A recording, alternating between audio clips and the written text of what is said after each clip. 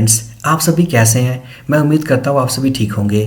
यहाँ फ्रेंड्स हम बात करने वाले हैं एक इंपॉर्टेंट और एक इंटरेस्टिंग टॉपिक के बारे में जिसका टाइटल है how to work with query string variables. बिल्कुल, क्वेरी स्ट्रिंग वेरिएबल्स क्या है, किस तरीके से हम इनके ऊपर काम करते हैं और इनके वैल्यूज़ को किस तरीके से एप्लीकेशन के अंदर एक्सेस करते हैं, ये सारा का सारा कॉन्सेप्ट हम इस वीडियो में देखने वाले हैं। उससे पहले मेरी छोटी सी रिक्वेस्ट है, अगर आप इस चैनल पर नए हो, सब्सक्राइब नहीं किया है, फटाफट चैनल को सब्सक्राइब कर दीजिए।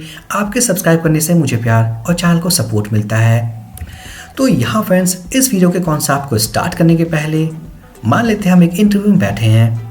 एक न्यू टैब ओपन कर लेता हूँ और हमारे पास एक URL है, प्रोजेक्ट URL और यहाँ पर इस URL में हमारे पास जैसे मान लेते हैं प्रोजेक्ट्स के नाम से है question mark, name equals to कोई नेम वैल्यू है, %, और ईमेल इक्वल्स टू कोई ईमेल वैल्यू है। तो जो फर्स्ट क्वेश्चन यहाँ होने वाला है आपके लिए, क्या ये URL स्ट्रक्चर एक क्वेरी स्ट्रिंग URL स्ट्रक्चर है, तो आपका आंसर होने वाला है यस। उसके बाद जो नेक्स्ट क्वेश्चन होने वाला है कि इस URL में हमारे पास कितने सारे क्वेरी स्ट्रिंग वेरिएबल्स हैं, तो हमारे आंसर होने वाले हैं 2, क्योंकि इसके अंदर जो वेरिएबल्स है हमारे पास that is name and email. और अगर इनके वैल्यूज़ की बात की जाए तो नेम इक्वल्स टू संजय और ईमेल इक्वल्स टू sanjay@gmail.com।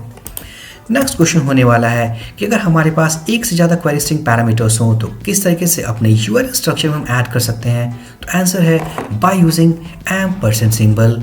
इसका मतलब अगर हमारे पास एक से ज़्यादा क्वेरी स्ट्रिंग वेरिएबल्स हैं तो URL में ऐड करने के लिए हम उनको % सिंबल के साथ कॉन्कैटिनेट करते हैं। तो यहाँ फ्रेंड्स हमने कुछ बेसिक्स क्वेश्चंस को देखा about this query string URL। अब बात करते हैं कि हमारे इस एप्लीकेशन में अगर हमारे पास कोई URL है जिस URL में क्वेरी स्ट्रिंग पैरामीटर वेरिएबल्स हैं, तो किस तरीके से एप्लीकेशन के अंदर उन्हें एक्सेस करें। तो सिंपल, चलते हैं ऐप फोल्डर के अंदर, हम जाने वाले हैं कॉन्फ़िग फोल्डर के अंदर, ओपन करते हैं routes.php। तो लास्ट वीडियो में हमने देखा था all about the concept of parameterised routing. एक और बात, अगर आपने फ्रेंड्स वीडियो यहीं से स्टार्ट किया है तो मैं आपको स्ट्रांगली रिकमेंड करूंगा इस प्लेलिस्ट के हर एक वीडियो को देखें, ताकि ये जो कॉन्सेप्ट जो हम देख रहे हैं that is all about code data 4th version आपको सही से समझ आए। तो यहाँ पर मैं क्या करूँगा, सिंपल एक राउट क्रिएट करते हैं। सो राउट्स मैं यूज़ करूँगा गेट मैथड। मान लेते हैं जो राउट है that is all about for services. हम यूज़ करने वाले हैं अपने साइट कंट्रोलर को। So site scope resolution operator and services method, और हम इस मैथड को डिफाइन करने वाले हैं। सो कॉपी करके चलते हैं हम अपने कंट्रोलर्स वाले फोल्डर में और ओपन करने वाले हैं site.php।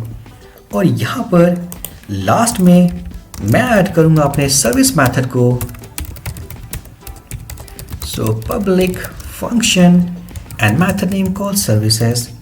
So echo this is a service page। So simply save करने के बाद चलते हैं अपने routes.php में, URL को कॉपी करते हैं सर्विसेज डेवलपमेंट सर्वर जो कि ऑलरेडी स्टार्टेड है। चलते हैं ब्राउजर पे लैंडिंग पेज /सर्विसेज। तो हमारे पास सिंपल स्टार्टिंग मैसेज है that is this is a service page. अब मान लेते हैं जैसे कि पिछले वीडियो के अकॉर्डिंग जो हमने पैरामीटर्स को पास किया था उसके लिए हमने यूज़ किया था / and 1 2 3 एज पैरामीटर, जिसको एक्सेस करने के लिए हमने डिस्कस किया था ऑल अबाउट प्लेस होल्डर्स। जैसे कि अगर हमें अल्फ़ाबेट मीन्स एक्सेप्ट करना हो तो सिंपल /parenthesis : and अल्फ़ा। अब इस वैल्यू को रिसीव करने के लिए हमें जाना है यहाँ $1 डिफाइन करना है और यहाँ पर एक वेरिएबल डिफाइन करने के बाद जैसे कि वैल्यू 1 के बाद हम उन्हें एक्सेस कर सकते हैं।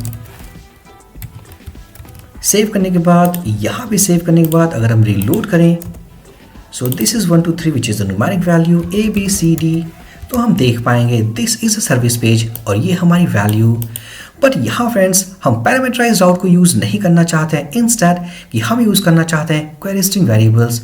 तो उस केस में क्या होने वाला है, सिंपल सबसे पहले हम इसे रिमूव कर देते हैं इन सारे चेंजेस को। अब हमारे पास जो URL स्ट्रक्चर होगा कुछ इस तरीके से होने वाला है, जैसे कि क्वेश्चन मार्क, मान लेते हैं नेम इक्वल्स टू ABC या service1 %, दूसरा वेरिएबल है बजट इक्वल्स टू 500, तीसरा वेरिएबल है timeline equals to 5। Enter press करने के बाद हम देख सकते हैं हमारे पास वही स्टैटिक मैसेज है, बट जो कंसर्न है इस URL में हमारे पास 3 क्वेरी स्ट्रिंग वेरिएबल्स हैं जैसे कि नेम, बजट एंड टाइमलाइन। और इन वेरिएबल्स के कुछ वैल्यूज़ हैं, बट इन वैल्यूज़ को हम एक्सेस करना चाहते हैं अपने इस पेज पे। तो किस तरीके से करें? तो सिंपल, सबसे पहले हम इसे कॉपी कर लेते हैं, चलते हैं एडिटर पे और यहाँ पर अगर मैं पेस्ट कर दूँ तो हम देख पाएंगे हमारे पास नेम, बजट एंड टाइमलाइन।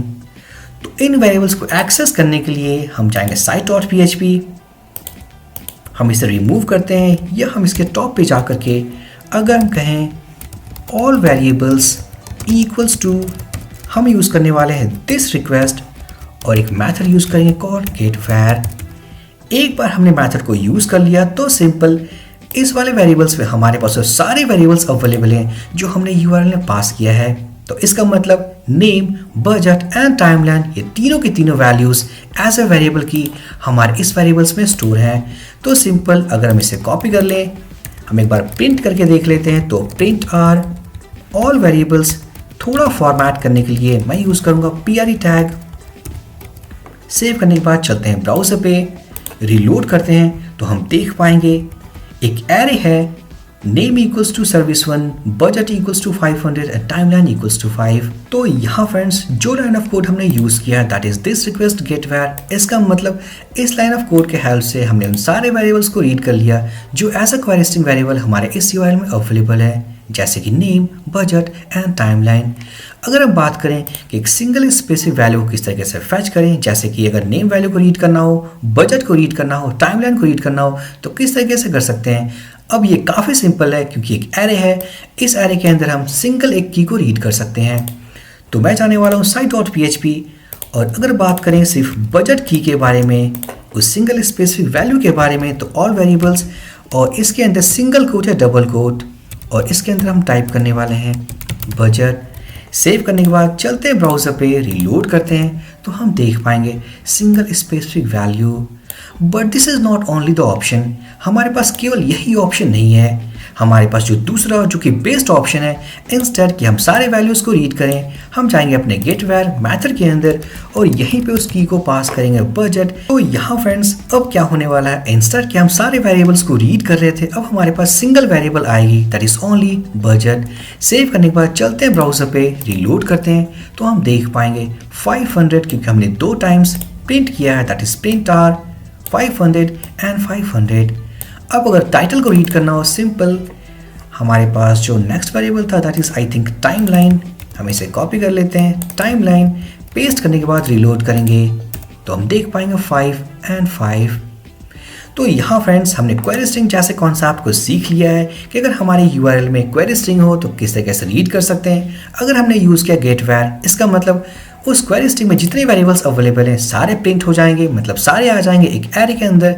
अगर एक सिंगल की को रीड करना हो तो हमारे पास 2 ऑप्शन है, या तो एरे के इंडेक्स के बेसिस पर हम रीड कर सकते हैं या जो बेस्ट ऑप्शन है गेटवर मेथड के अंदर सिंपल हम उसे पास कर सकते हैं। सो आई थिंक ये वीडियो काफ़ी इन्फॉर्मेटिव था। सो प्लीज़ लाइक कर दें, कमेंट कर दें, चैनल को सब्सक्राइब कर दें। हम मिलते हैं अपने नेक्स्ट वीडियो में।